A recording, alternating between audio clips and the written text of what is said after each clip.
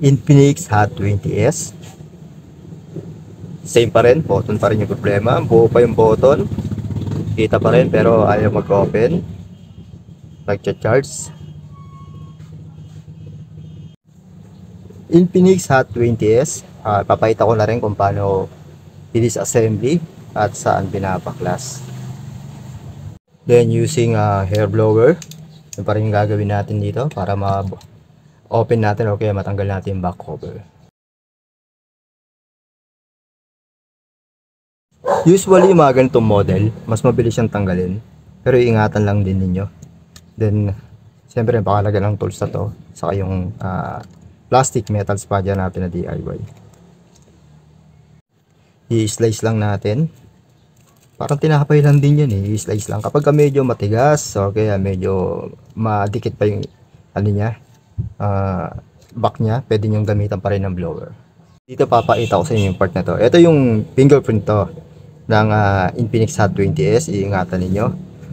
Makikita ninyo kung half inch lang yung ginagawa ko. Baka abutin yung fingerprint. Then in this part, pagka medyo madikit, syempre kailangan lang ninyo ng allowance. Then dito, gamitin ko lang yung dadaliriin ko na lang.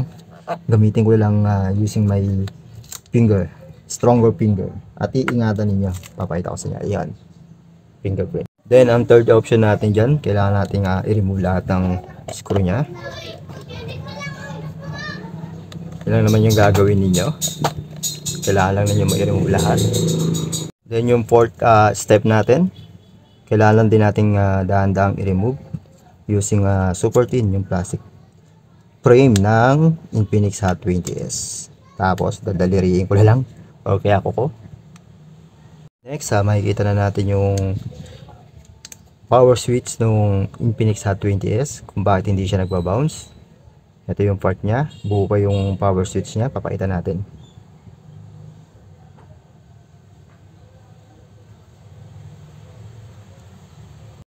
Then, try ko na lang din linisin yung power switch. Babakasin na lang din natin yung membrane yan sa loob para malinis natin at tingnan natin kung gagala. Kailangan rin ng mga light ng ganito, mga tools para safe na mabaklas at hindi masira yung power switch. Yan ang gagawin natin dyan.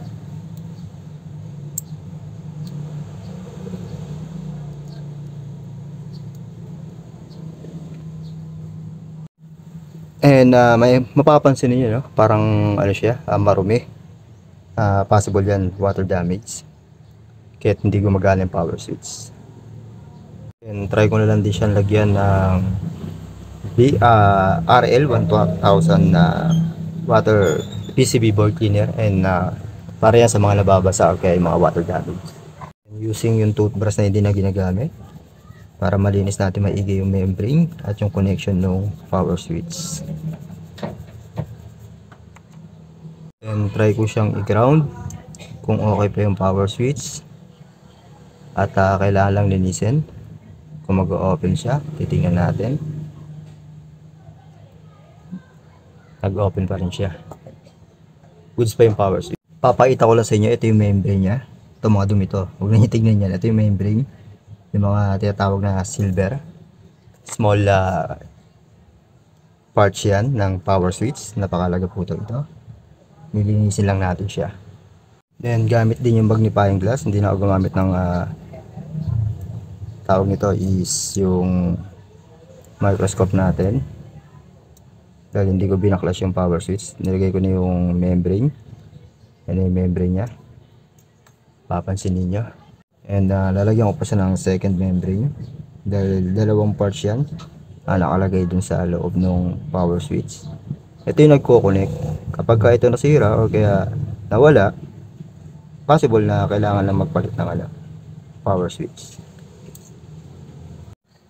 Then kailangan ko lang din na lagyan ng tape para mas safe.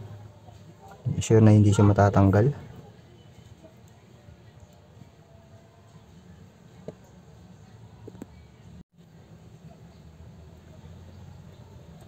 Goods.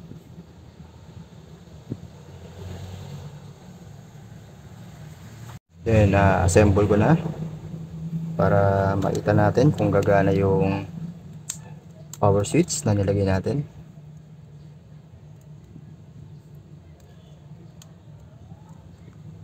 Then pakita ko lang yung ating finished product, Infinix Hot 20S. Nagkaroon lang damage or kaya nabasa lang yung power switch, then repair lang din natin. Yun lang yung ginawa natin. Now is still working. Then babalik ko na yung back cover ng Infinix Hot 20. Ganun lang kadali magbalik. May dikit pa naman siya, okay pa naman yung pandikit niya. Kaya okay na yan, made na yan. Alright.